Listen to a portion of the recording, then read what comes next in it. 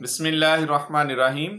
आज की इस वीडियो में हम सजदा सहव के मुतालिक सुनेंगे कि अगर किसी से नमाज में गलती हो गई तो वो किस तरह से सजदा सहव करके अपनी नमाज को दुरुस्त कर सकता है। मुकम्मल वीडियो सुन लीजिएगा, इंशाल्लाह आपको फ़ायदा हासिल होगा, बल्कि दोस्तों के साथ भी शेयर कर दीजिएगा ताकि दूसरों के भी फ़ायदे का बायस बने। तो सबसे पहली बात यह है कि सजदा सहव क्यों लाजिम आता है और फिर उसको कैसे करना है उस गलती को दुरुस्त करने के लिए।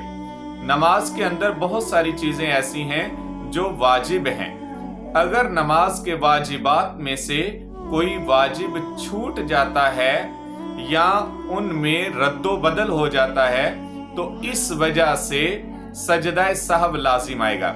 जैसे मिसाल के तौर पे किसी शख्स ने 4 रकत वाली या 3 रकत वाली नमाज शुरू की, दूसरी रकअत पे कादा करना यानी अत्तहियात में बैठना वाजिब है। अगर कोई शख्स भूले से खड़ा हो गया, अत्तहियात पे नहीं बैठा, कादा नहीं किया तो इसका वाजिब छूट गया। या जैसे कि अलहम्द शरीफ उसने ना पूरी पढ़ी या अलहम्द शरीफ से अलहम्द के बाद सूरत ना मिलाई या सूरत को अलहम्द से पहले पढ़ लिया, तो बहुत सारी दीगर भी चीज़ें ऐसी हैं जो वाजिबात हैं। वो तफसीलन बयान करूंगा, वीडियो लंबी हो जाएगी। तो बहरहाल ये ज़हन में रखें कि वाजिबात में से कोई वाजिब छूट जाए या आगे पीछे हो जाए तो इस सूरत में सजदा सहव वाजिब होगा।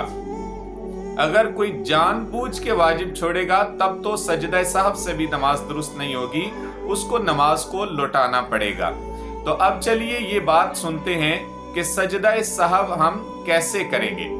तो जब आपसे नमाज के अंदर कोई वाजिब छूट गया, गलती से आप पे सजदा सहव लाजिम आ गया, तो आपने आखिरी अत्तहियात में जब बैठना है, 3 रकत वाली है तो 3 में, 4 रकत वाली नमाज है तो चौथी में, जब आप आखिरी अत्तहियात में बैठेंगे तो आप अत्तहियात को मुकम्मल पढ़ेंगे। अशहदु अल्ला इलाहा इल्लल्लाह व अशहदु अन्ना मुहम्मदन अब्दुहु व रसूलुहु, यहाँ तक आप मुकम्मल अत्तहियात पढ़ के उसके बाद आप सलाम फेरेंगे। एक तरफ सलाम फेर के आप दोबारा 2 सजदे करेंगे। 2 सजदे करने के बाद आप फिर अत्तहियात पे बैठेंगे, फिर आप अत्तहियात पढ़ेंगे, दुरूद पढ़ेंगे, दुआ पढ़ेंगे, उसके बाद आप दोनों तरफ सलाम फेरेंगे। तो इस तरह आपकी नमाज दुरुस्त हो जाएगी। अब अगर किसी से नमाज के अंदर 2-3 दफा वाजिब छूट गया है या 2-3 गलतियां हो गई हैं, तो क्या हर गलती का सजदा सहव अलहदा करना होगा? तो ऐसा नहीं है। आपसे 1 गलती हुई, 2 हुई या 3 हुई, जितनी भी गलतियां हुई जिनकी वजह से सजदा सहव लाजिम आता है, तो सिर्फ 1 सजदा सहव करने से ही, 1 से मुराद यानी 1 दफा यानी सजदा सहव, तो सजदा सहव मुकम्मल 2 सजदे करने से, 1 ही दफा जो 2 सजदे करेंगे सजदा सहव के नाम पे, उसकी वजह से वो तमाम गलतियों की तलाफी होगी। अब अगर ऐसा हो गया आपके साथ कि अगर किसी से गलती हुई और उसने सजदा सहव करना था लेकिन अत्तहियात पढ़ ली पूरी, फिर उसने दुरूद पढ़ लिया, दुआ भी पढ़ ली, सलाम फेर दिया और दूसरी तरफ भी सलाम फेर दिया, लेकिन जो ही उसने सलाम फेरा दोनों तरफ उसको याद आ गया कोई भी काम करने से पहले कि भाई मैंने तो सजदा सहव करना था, तो अब भी वो दोबारा सजदे 2 कर ले और फिर अत्तहियात पे बैठ के अत्तहियात पढ़े, दुरूद पढ़े, दुआ पढ़े, सलाम फेर दे दोनों तरफ, तो इसका सजदा सहव काबिल कबूल होगा।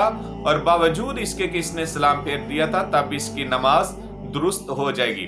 और ये भी बात ज़हन में रख ले कि अगर बिलफर्ज किसी ने सजदा सहव करना था, उसने अत्तहियात पढ़ने के बाद दुरूद पढ़ लिया, तो तब भी वो सलाम फेर के सजदा सहव कर सकता है। बल्कि आलमगीरी में तो ये मौजूद है कि अगर दोनों कादों में यानी जो सजदा सहव करने से पहले है और बाद में, दोनों में दुरूद पढ़ ले तो पढ़ सकता है, बिल्कुल गुंजाइश है इसकी।